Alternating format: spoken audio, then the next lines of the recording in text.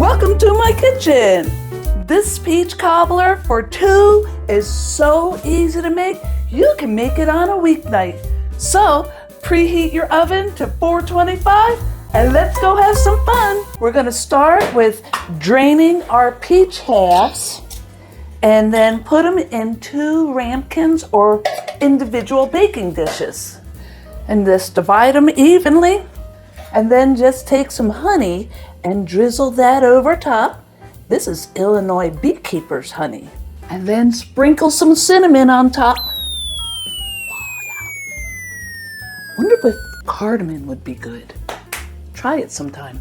And then in a separate bowl, take half a cup of flour, leveled, 3/4 of a teaspoon of baking powder, a dash of salt, and a teaspoon of sugar. Give that a mix around with your pastry blender.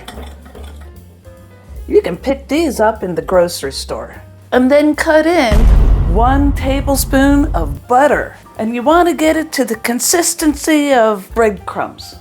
That's what you're looking for. It'll be all flaky. And then take a 1/4 cup of milk and pour that in too.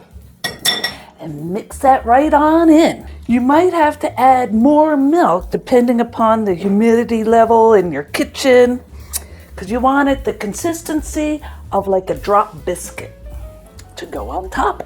So then take your baking dishes, dot them with butter, and take your batter and put it right on. And then bake for 25 to 30 minutes or until they turn a toasty golden brown. And it hardly makes any dirty dishes. And there you go. Wonderful, delicious peach cobbler on a weeknight for two. Watch my peach mousse video next, because I show you how to jazz up that peach mousse or a pear mousse. So, if you have fun today, leave a comment, subscribe to my channel, and boot that bell.